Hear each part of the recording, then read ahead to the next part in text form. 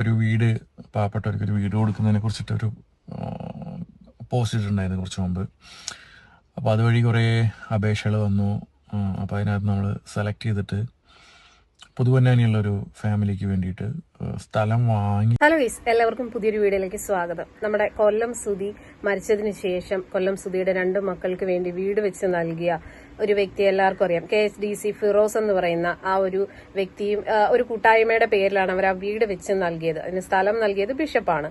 അപ്പൊ എന്തായാലും അതുമായി ബന്ധപ്പെട്ട് ഒരുപാട് വിവാദങ്ങളൊക്കെ നടന്നിട്ടുണ്ടായിരുന്നു. എന്തായാലും ഫിറോസ് എന്ന് പറയുന്ന ഒരു വ്യക്തി വീണ്ടും ഒരു പാവപ്പെട്ട കുടുംബത്തിന് വീട് നൽകാൻ വേണ്ടിയിട്ട് ഉള്ള ഒരു ഒരുക്കങ്ങളും കാര്യങ്ങളൊക്കെ തുടങ്ങിക്കഴിഞ്ഞു. അതിനെക്കുറിച്ച് കാര്യങ്ങൾ പുള്ളി ഫേസ്ബുക്കിൽ ഷെയർ ചെയ്തിട്ടുണ്ടായിരുന്നു. നമുക്ക് ആ വീഡിയോ ജസ്റ്റ് ഒന്ന് കാണാം കേട്ടോ. നമ്മള് ഒരു വീട് പാവപ്പെട്ടവർക്ക് ഒരു വീട് കൊടുക്കുന്നതിനെ കുറിച്ചിട്ടൊരു പോസ്റ്റ് ഇട്ടിട്ടുണ്ടായിരുന്നു കുറച്ച് മുമ്പ്. അപ്പോൾ അതുവഴി കുറേ അപേക്ഷകൾ വന്നു. അപ്പോൾ അതിനകത്ത് നമ്മൾ സെലക്ട് ചെയ്തിട്ട് പുതുവന്നാനിയുള്ളൊരു ഫാമിലിക്ക് വേണ്ടിയിട്ട് സ്ഥലം വാങ്ങിച്ചിട്ട്, അവർക്ക് സ്വന്തമായിട്ട് സ്ഥലമില്ല, സ്ഥലം വാങ്ങിച്ചിട്ട് വീടുണ്ടാക്കുന്നതിനെ കുറിച്ചിട്ട് നമ്മളെന്ന് പറഞ്ഞു കഴിഞ്ഞാൽ പുറമെ ആരൊന്നുമില്ല, ഞാനും എൻ്റെ ഫാമിലി, അതായത് എൻ്റെ വൈഫ്, എൻ്റെ കുട്ടികളടങ്ങുന്ന കുടുംബം വെച്ച് കൊടുക്കുന്ന ഒരു വീടാണത്. അപ്പോൾ അതിനകത്ത് അപേക്ഷ സോഷ്യൽ മീഡിയ വഴി കുറേ ആൾക്കാരെ നല്ലൊരാളെ കണ്ടെത്താൻ വേണ്ടിയിട്ട് അപേക്ഷകൾ സ്വീകരിച്ചു. അതുവഴി ആണ് ഈ വീട് കൊടുക്കുന്നത്. അപ്പോൾ ഇതിനകത്ത് ഈ വീഡിയോ ചെയ്യാൻ കാരണം എന്ന് വെച്ച് കഴിഞ്ഞാൽ നമ്മളിതിൻ്റെ മുന്നേ ഒരു 4-5 വീടുകൾ കൊടുത്തിട്ടുണ്ടായിരുന്നു. അത് ആൾമോസ്റ്റ് ഒരു 40% അല്ലെങ്കിൽ 50% ഒക്കെ എൻ്റെ കയ്യിൽ നിന്ന് തന്നെയാണ് കൂടുതലും ഈ സംഗതികൾക്കൊക്കെ പൈസ ചിലവായിട്ടുള്ളത്. അപ്പോൾ ആ സമയത്ത് നമ്മുടെ കൂടെ ഉണ്ടായിരുന്ന നമ്മുടെ കേരളം ഡിസൈൻ എന്ന് പറയുന്ന ഗ്രൂപ്പിലുള്ള ആൾക്കാർ ഒക്കെ അതിൻ്റെ കൂടെ സഹകരിച്ചിട്ടുണ്ടായിരുന്നു. അങ്ങനെയാണ് നമ്മൾ ആ വീട് കൊടുത്തതെല്ലാം. അപ്പോൾ ഇതിനകത്ത് മുമ്പ് കൊടുത്ത 4-5 വീടുകൾക്കൊന്നും പ്രശ്നം ഉണ്ടായിരുന്നില്ല. ലാസ്റ്റ് കൊടുത്ത ഒരു വീട് ഒരു പ്രമുഖ താരത്തിൻ്റെ മക്കൾക്കാണ് കൊടുത്തത്. അദ്ദേഹത്തിൻ്റെ സെക്കൻഡ് വൈഫോ 3rd വൈഫോ ആയ ഒരു സ്ത്രീ വീട് ചോരുന്നുണ്ടെന്ന് പറയുന്നു. അതുമുതലാണ് ഈ വീടിൻ്റെ പ്രശ്നങ്ങളായിട്ട് ഞങ്ങൾ മുന്നോട്ടിറങ്ങിയത്. അല്ലാതെ പലരും ഈ കമൻറ്റിൽ പറയുന്ന പോലെ അവർ ഞങ്ങളുടെ അടിമയായിട്ട് നിൽക്കണം, അല്ലെങ്കിൽ അവർ ഞങ്ങളുടെ എന്താ പറയുക, ഞങ്ങൾ പറഞ്ഞ പോലെ കേട്ട് നിൽക്കണം, അങ്ങനെയുള്ള നിർബന്ധ ബുദ്ധിയോ അല്ലെങ്കിൽ അങ്ങനെയുള്ള ആവശ്യങ്ങളൊന്നുമില്ല. നമ്മളൊരു വീട് കൊടുത്തു കഴിഞ്ഞാൽ അതോടുകൂടെ കഴിഞ്ഞ് പിന്നെ ആ ഭാഗത്തേക്ക് ചിന്തിച്ച് നോക്കാറ് പോലും ഇല്ല.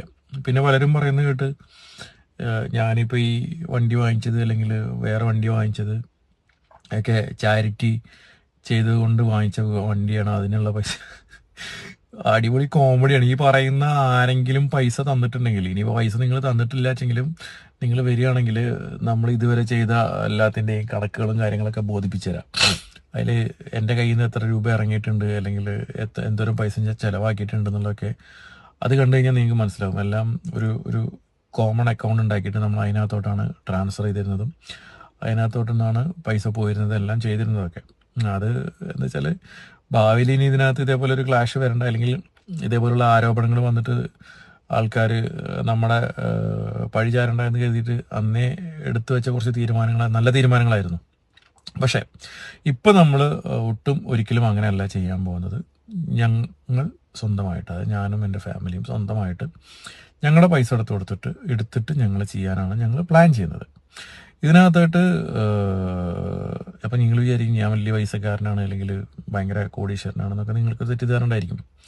എന്നിട്ട് ചിലപ്പോൾ കുറേ വീട് സഹായങ്ങൾക്കും മറ്റുള്ള അതിനൊക്കെ ഒരുപാട് മെസ്സേജ് അയക്കാനും ഒരുപാട് കഷ്ടപ്പെടുന്ന ആൾക്കാരൊക്കെ മെസ്സേജ് അയക്കുന്നുണ്ടായിരിക്കും. സത്യം പറയാമല്ലോ, ഞാൻ അത്ര വലിയ പൈസക്കാരനോ അല്ലെങ്കിൽ അതൊന്നല്ല. എന്നെ സംബന്ധിച്ചിടത്തോളം എനിക്ക് കിട്ടുന്ന വരുമാനത്തിൻ്റെ 2.5% ഞാൻ നിർബന്ധമായിട്ട് ഞാൻ ചിലവഴിക്കണം. അത് സക്കാത്ത് എന്ന് പറയും. അത് മാന്യമായിട്ട് ചിലവഴിച്ച് ജീവിക്കുന്ന, അല്ലെങ്കിൽ അത് കൊടുത്ത് ജീവിക്കുന്ന ഒരാളാണ് ഞാൻ. പിന്നെ ഇതിൻ്റെ കൂടാതെ ഞാൻ ഈ ബാങ്കിൽ കിട്ടുന്ന പലിശ ഒന്നും ഞാൻ എൻ്റെ പേഴ്സണൽ കാര്യങ്ങൾക്ക് ഉപയോഗിക്കാറില്ല. അതുപോലെ ഫേസ്ബുക്കിൽ പൈസ കിട്ടാറുണ്ട്. ഇപ്പോൾ കുറച്ചായിട്ട് കിട്ടുന്നില്ല. ഒരു 50,000 രൂപയ്ക്ക് മാസം ഫേസ്ബുക്കിൽ നിന്ന് എനിക്ക് വരുമാനം കിട്ടിയിരുന്നു. അതൊന്നും ഞാൻ എൻ്റെ വ്യക്തിപരമായ കാര്യങ്ങൾക്കോ അല്ലെങ്കിൽ എൻ്റെ മക്കൾക്ക് ഭക്ഷണം വാങ്ങിച്ചു കൊടുക്കാനോ അല്ലെങ്കിൽ എനിക്ക് ഷർട്ട് എടുക്കാനോ അല്ലെങ്കിൽ മറ്റുള്ള കാര്യങ്ങൾ ഞാൻ യൂസ് ചെയ്യാറില്ല. അതൊക്കെ ഇങ്ങനെയുള്ള ഓരോ കാര്യങ്ങൾക്ക് മാറ്റി വയ്ക്കാറാണ് പതിവ്. ഇത് അങ്ങനെ മാറ്റി വയ്ക്കുന്ന പൈസ മാത്രമാണത്. അല്ലാതെ നിങ്ങളൊന്നും വിചാരിക്കുന്ന പോലെ നമ്മൾ വലിയ കോടീശ്വരനോ കാര്യങ്ങളൊന്നുമില്ല. നിർബന്ധമായിട്ട് ചെയ്യേണ്ട കാര്യങ്ങൾ നമ്മൾ ചെയ്യുന്നു എന്ന് മാത്രം കേട്ടോ. അപ്പോൾ പറഞ്ഞു വന്നു വെച്ച് കഴിഞ്ഞാൽ ഇപ്പോൾ ഒരു വീട് ഉണ്ടാക്കി കൊടുക്കാൻ പോകുന്നുണ്ട്. അത് പുതുവന്നാനിയുള്ള ഒരു ഫാമിലിക്കാണ് ഉണ്ടാക്കി കൊടുക്കുന്നത്. പൂർണ്ണമായിട്ടും അന്വേഷിച്ച് ഒരുപാട് എൻക്വയറി നടത്തിയിട്ടാണ് നമ്മൾ ചെയ്തു കൊടുക്കുന്നത്. അപ്പോൾ ഇനിയിപ്പോൾ അടുത്ത വീട് ചെയ്യുന്നത് ആൾക്കാരെ എന്താ പറയുക പറ്റിക്കാനാണ്, ചാരിറ്റി ഉണ്ടാക്കിയിട്ട് പൈസ ഉണ്ടാക്കാനൊന്നും വിചാരിക്കുന്ന ആൾക്കാർക്കുള്ള മെസ്സേജാണിത്. അപ്പോൾ ഇതിനകത്ത് നമ്മളിപ്പോൾ ഇത് ചാരിറ്റി ഒന്നുമല്ല ഞങ്ങൾ ചെയ്യുന്നത് സോഷ്യൽ വർക്ക് എന്ന് മാത്രമാണ്. ഇതിപ്പോൾ ഞാൻ ഖത്തറിലുണ്ടായിരുന്ന ടൈമിൽ ഖത്തറിലെ എല്ലാ നിയമവ്യവസ്ഥയും അംഗീകരിച്ചുകൊണ്ട് ഒരുപാട് വർഷം, ഏകദേശം 10-12 കൊല്ലം സോഷ്യൽ വർക്ക് അവിടെ ചെയ്ത് അവിടുത്തെ പല വേദികളിൽ നിന്നും അപ്രിസിയേഷനും അതേപോലെ തന്നെ അവിടുത്തെ CID ഡിപ്പാർട്ട്മെൻറ്റിൽ നിന്നും ഒക്കെ അപ്രിസിയേഷനൊക്കെ വാങ്ങിച്ചിട്ടുള്ള ഒരു വ്യക്തിയാണ് ഞാൻ. അപ്പോൾ അവിടെ ലീഗലായിട്ട് എത്രത്തോളം റൂൾസ് എത്രത്തോളം സ്ട്രോങ് ആണെന്നുള്ളത് നിങ്ങൾക്കറിയാം. അപ്പോൾ അവിടെ എങ്ങനെ ചെയ്തിട്ട് അപ്രിസിയേഷൻ വാങ്ങിച്ചുള്ള ഒരു വ്യക്തി എന്ന നിലയ്ക്ക് നമ്മളിത് കുറേ കാലങ്ങൾക്ക് മുന്നേ തുടങ്ങിയിട്ടുള്ള പരിപാടിയാണ് ഈ സോഷ്യൽ വർക്ക് എന്ന് പറഞ്ഞാൽ. ഇത് ചാരിറ്റി ഒന്നുമല്ല. അപ്പോൾ ഇതിപ്പോൾ ഈ വീട് ചെയ്യാൻ പോകുന്നുണ്ട്. ഇതിനകത്ത് നിങ്ങൾക്ക് ആർക്കെങ്കിലും കോൺട്രിബ്യൂട്ട് ചെയ്യണമെന്നുണ്ടെങ്കിൽ നിങ്ങൾക്ക് അവരെ നമ്പർ ഞാൻ തരാം.